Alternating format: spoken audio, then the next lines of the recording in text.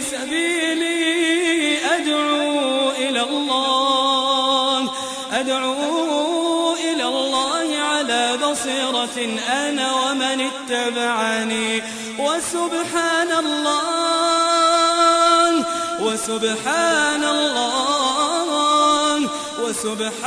الله وما أنا من المشركين.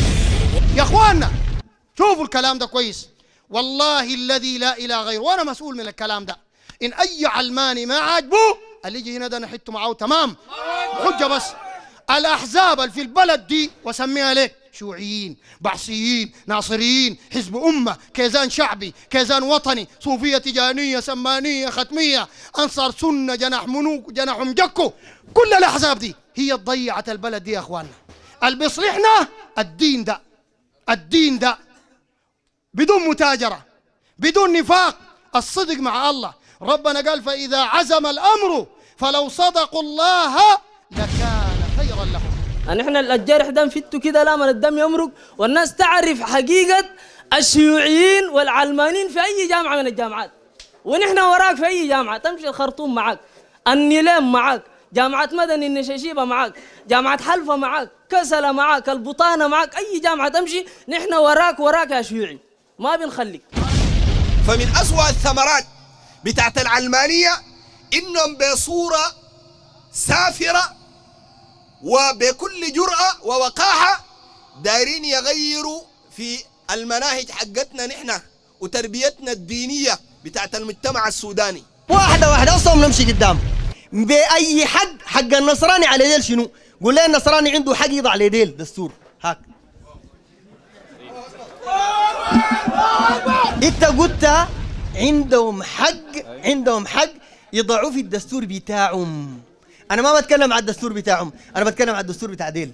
طيب. عندهم حق يضعوا لديل ولا ما عندهم؟ سؤال الاسلام ما الدولة. طيب. ما الدولة الاسلام؟ الفرصة مفتوحة للحوار والنقاش.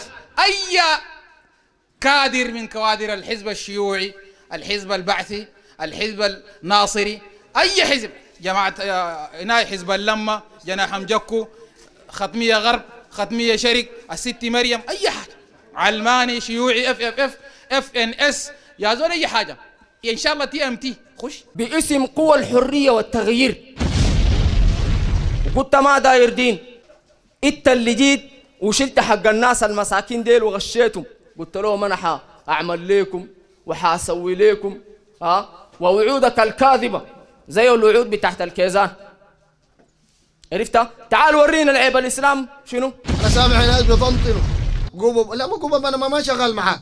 ده دين والله ما نخليه. عرفت كلامي؟ والنبي فتح عينك، احنا ما نازلين انتخابات. عرفت كلامي؟ احنا ناس غبش. اي باطل نلقاه قدامنا باذن الله بندوسه كده عشان تكون فاهم. ان عندك زول عنده اثاره من علم جيبوا لنا عشان نمردغ به والواطدي بالحجج من الكتاب والسنه ان شاء الله. شيوعيه فكر الحادي دار يطلعكم من الدين يا شباب، يا طلبه ويا طالبات اللي بتسمعوني هنا وعبر الميديا. الشيوعيه فكر دار يطلعكم من الدين. لكن انا اتحدى اي علماني في الكون ده جيب لي نظريه علميه صحيحه متعارضه مع ايه من كتاب الله او مع سنه النبي صلى الله عليه وسلم، جيبها لي بس. ويجي يكذبوا الليله حريه وسلام وعداله ودايرين مساواه بين الناس والدين ما بيلمنا فلا بد من ايجاد امر يلمنا. والله انتوا اجرم ناس. في الصين ماو تسي تونغ قتل 50 مليون انسان. ده تاريخ تنسوية شيوعيين. ما هو ده شنو من التابعين؟ ما هو ده شيوعي ملحد. ستالين قتل كم ومعه لينين قبله قتلوا كم في الاتحاد السوفيتي؟ 250 مليون انسان. تاريخ بتقدر تنكره كمان؟ تقدر تنكره؟ لما تقول انا secular علماني I am a secular معناها you are anti-religious، أنت ضد الدين.